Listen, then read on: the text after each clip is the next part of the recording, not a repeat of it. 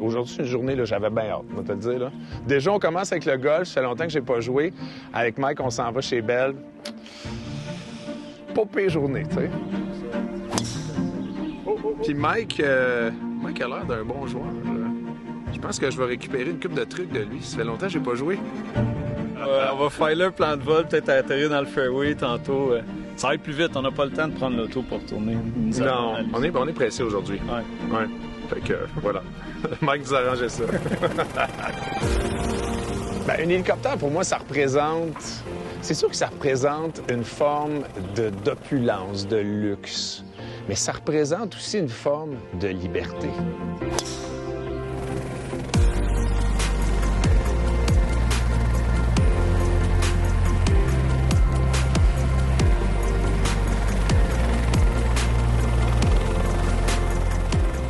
Donc, je te laisse le cycler avec ta main droite et tu peux mettre tes pieds sur les pédales.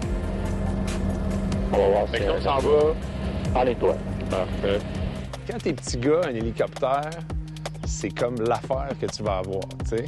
Tout ce qui vole, mais un hélicoptère en particulier. Puis c'est bien gros associé aux films d'action aussi. Moi, j'aimais bien les films de guerre quand j'étais jeune. Je suis un gros fan de films comme Full Metal Jacket, par exemple, qui est un de mes films préférés. Et les hélicos sont très présents dans ce genre de prod-là. Là, si je vais un peu vers l'avant, est-ce qu'on va accélérer? Effectivement. Donc, c'est toujours puissance et l'assiette va nous donner une vitesse. Donc, on est quoi, à 52, donc 75 km/h? C'est 1,8, 5 poules. Donc, presque le double. J'irais vers 96. J'ai l'impression qu'on n'avance même pas. Bon, j'ai l'impression en ce moment qu'on est à 10, là. Ouais. C'est fou, hein? Ma compréhension du fonctionnement de l'hélicoptère en vol, c'est que, bon, il y a des forces gyroscopiques, c'est ça? Il y a une hélice qui va comme ça, une hélice qui va comme ça, puis ces forces-là s'équilibrent éventuellement pour faire avancer ou permettre que l'hélico reste en place. C'est pas mal ce que j'en comprends. Je vais juste vous appeler vers Bell, puis après ça, je donne ton tour.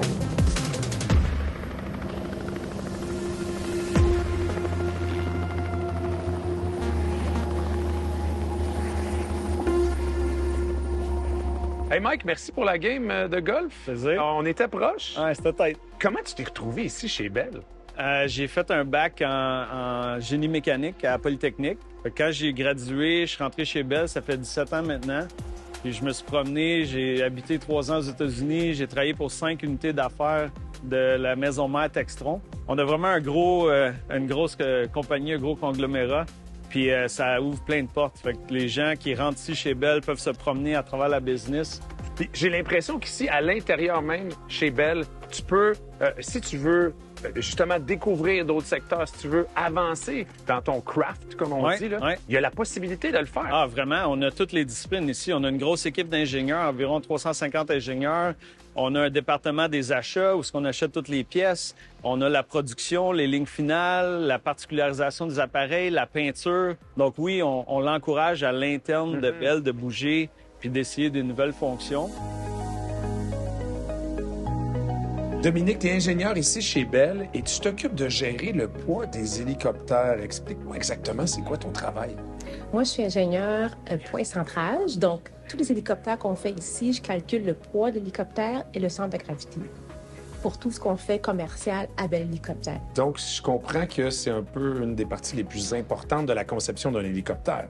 Oui, tu sais, tous les hélicoptères ont un poids maximum à atteindre. Donc, moi, avant qu'ils soient bâtis, je calcule combien le poids va être, puis s'ils peuvent faire les missions qu'ils veulent faire. S'il leur reste juste 20 livres de fuel pour faire la mission, ça marche pas, là. Ils ne rentrent pas nulle part. Puis si le centre de gravité, l'hélicoptère est comme ça ou comme ça, on va faire les missions. Donc, on a une enveloppe de vol, comme on l'appelle, puis il faut rester là-dedans avec le poids puis le centre de gravité. Donc, on est quelques ingénieurs qui font ça ici, puis c'est quand même important, puis j'aime ma job. Et c'est quoi le parcours qui t'a mené ici, ton parcours scolaire, ton parcours académique? Moi, j'ai fait, tu sais, on va dire, dans le temps, les maths fortes, là. Ouais. Dans le temps. Bon. Ah. Tu sais, 436, 536. J'ai toujours aimé les mathématiques. Puis à l'université aussi, les intégrales. Je me rappelle, je Ah, remplissais... toi, t'aimais ça, toi? Ah, ben oui. C'était le fun, là. Tu Ah, vois. Non, mais t'as un problème, puis tu ouvres ta feuille, puis tu prends ton crayon. J'ai toujours aimé ça. Donc, je suis allée en ingénierie. Puis quand je suis rentrée ici, tu sais, j'ai fait un bac en génie industriel. Je suis rentrée à Bell, puis là, ils m'ont approché. « Ah, serais-tu intéressée à Pointe-Centrale? » J'ai dit « Pourquoi pas? » Puis ça fait presque 15 ans que je suis là-dedans. Et Dominique, quelqu'un qui voudrait faire ton métier, là, après le secondaire, ce serait quoi les étapes au niveau académique? Tu sais, j'étais allée au cégep en sciences peu, où il y avait tu sais, des choses comme plus physiques, mathématiques avancées et tout. Puis après, moi, j'étais allée en un bac en génie industriel. À Concordia, dans le temps, il y avait un tronc commun mécanique, génie mécanique, dont j'ai fait statistique, dynamique, thermodynamique, toutes les cours de base de mécanique. Puis j'ai fait aussi une section génie industriel. Donc, si vous voudriez faire une job comme moi, là, ce serait plutôt comme génie mécanique, à l'université à faire.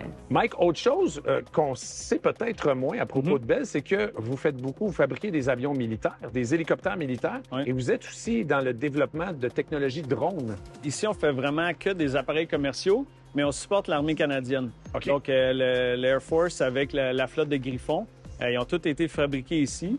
Puis là, Ici à Mirabel. Ici à Mirabel, il y a plusieurs années. 85 machines. Puis là, on vient de gagner le contrat pour faire l'upgrade de mi-vie des appareils. Donc là, on a commencé déjà, on en a un qui est en arrière ici, commencé à faire l'upgrade de ces machines-là. Donc, la réfection d'une certaine façon. La remise à neuf. La remise à neuf. Nouveau moteur, nouvelle suite avionique, nouveau filage, tout. On strip tout, on garde juste la carcasse. Puis on met tout nouveau mission package dedans. Je pense qu'on peut être fier aussi du fait que une grosse partie, en fait, la majeure partie des hélicoptères Bell sont fabriqués ici au Québec, à Mirabel. C'est pas rien. 100% des hélicos commerciaux sont faits ici à Mirabel. 100%. 100% de la production est ici. Toutes nos lignes d'assemblage sont designées ici, sont supportées ici. On a vraiment un fleuron au Québec, c'est super. Puis je te dirais même, c'est Bell, on est très bon, c'est super, mais il y a d'autres compagnies aéronautiques aussi dans le coin. Montréal, on a un très gros bassin. C'est des super bons jobs, super passionnants. Tu peux travailler, faire des avions, faire des moteurs, faire des simulateurs, faire des suites avioniques. On a plein de fournisseurs aussi dans la région, de pièces machinées, de pièces en composite. Fait que c'est vraiment un gros domaine, puis on est très fort ici au Québec. On a de quoi être fiers, en tout cas.